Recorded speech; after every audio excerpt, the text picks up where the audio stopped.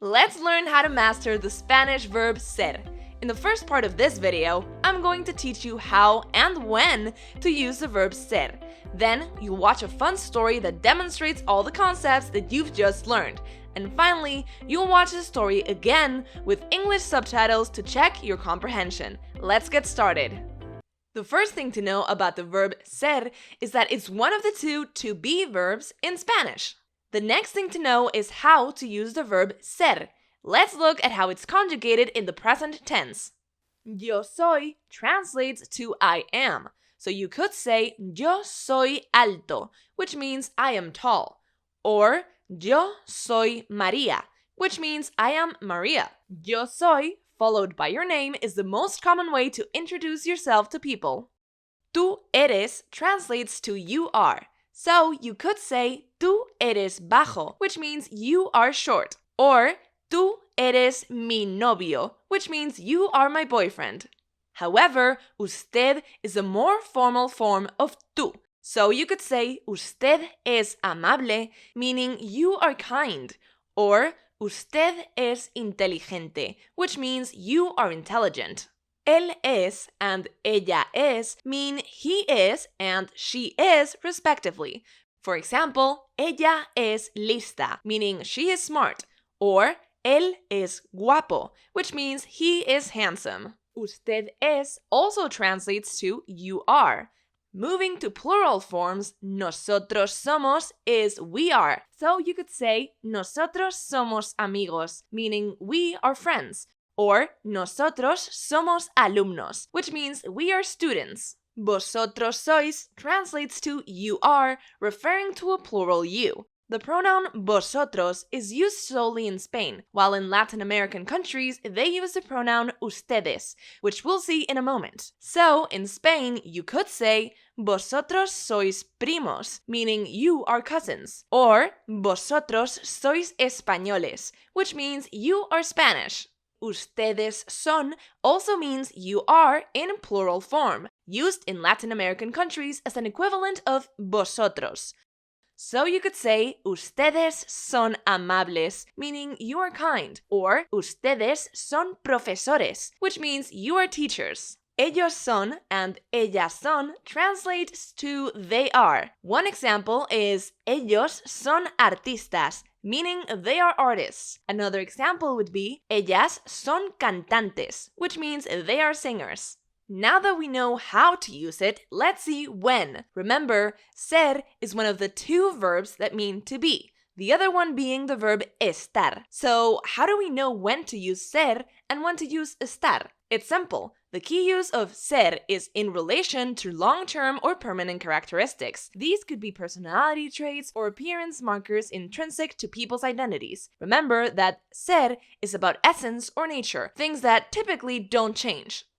And if you watched our previous lesson, you'll remember that statements like I am tired or you are hungry use the Spanish verb estar, not ser, since they're not permanent states of being. The verb estar is one of the most common and useful verbs in the Spanish language, so go check out this video to learn all about it. Let's get back to today's verb ser. You use ser when expressing 7 basic concepts: description, profession, point of origin, identification, material, possession or ownership, and where an event takes place. So let's start with the first one, description. When using ser for descriptions, it can refer to physical, personal, or inherent attributes. For instance, ella es alta y bonita. Nosotros somos amables. El coche es viejo. The second use of the verb ser is profession or job roles. Some examples are yo soy abogado. Ellos son médicos. Tú eres profesor. Ellos son estudiantes. If you're curious about why there's no articles before the professions, go check out this other great video to learn all about definite and indefinite articles. The third characteristic is point of origin. Here are some examples. Yo soy canadiense. Ellos son italianos. Nosotros somos de Madrid. Él es español. De means from. So, soy de México means I'm from Mexico. And de donde eres means where are you from? The fourth characteristic for using the verb ser is identification. It expresses relationships or identifies one entity with another. This includes relationships between people. Ellos son hermanos. Nationality, son europeos. Race, él es asiático. And religion, ella es católica.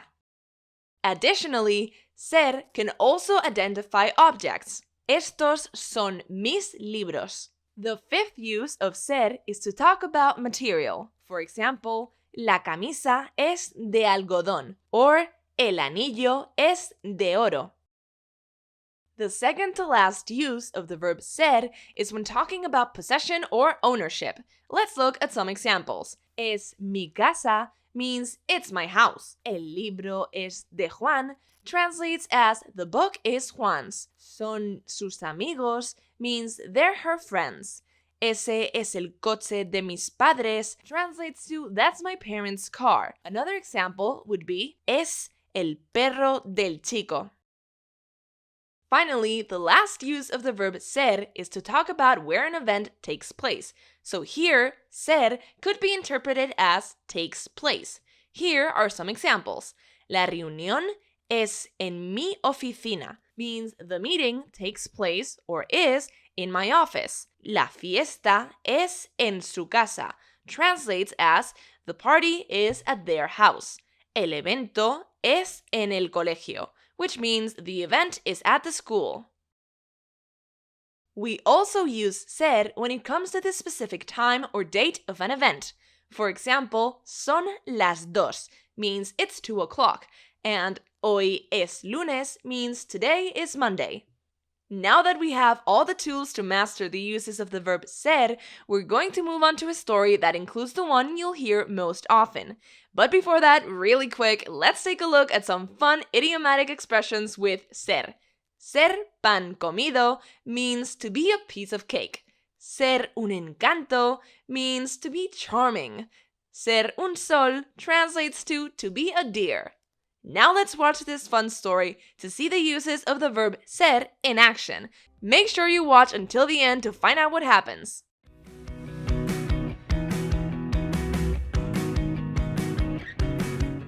Es mi primer día.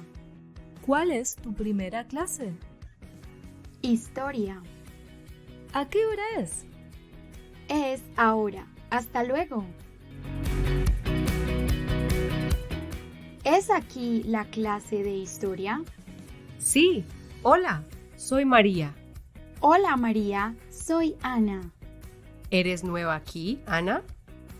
Sí, soy de Madrid. Increíble, yo también soy de Madrid.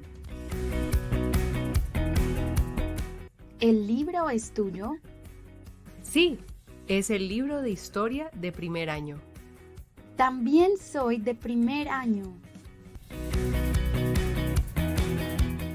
¿Ella es profesora?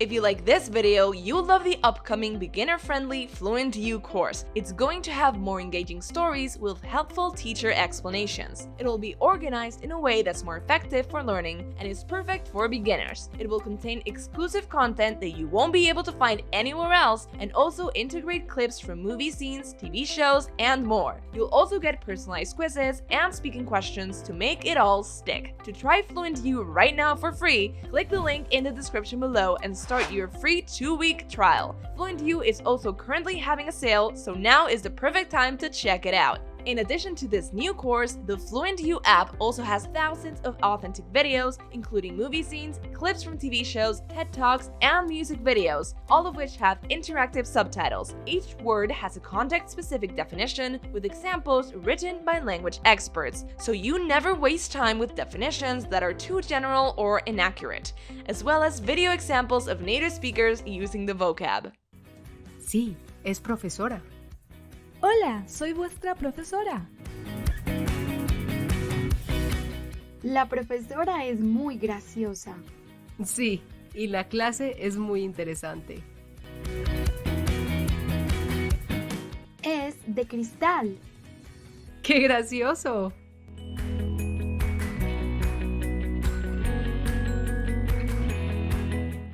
Es mi madre. Es tarde. Hasta luego. Chao. Now watch the video again with English subtitles and see how much you understood.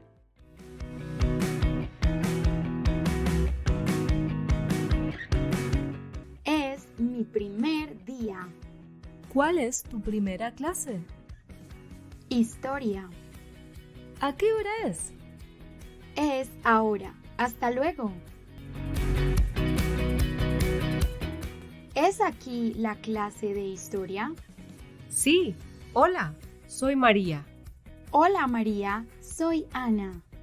¿Eres nueva aquí, Ana? Sí, soy de Madrid. Increíble. Yo también soy de Madrid. ¿El libro es tuyo? Sí, es el libro de historia de primer año. También soy de primer año. ¿Ella es profesora? Sí, es profesora. Hola, soy vuestra profesora. La profesora es muy graciosa. Sí, y la clase es muy interesante. Es de cristal. ¡Qué gracioso!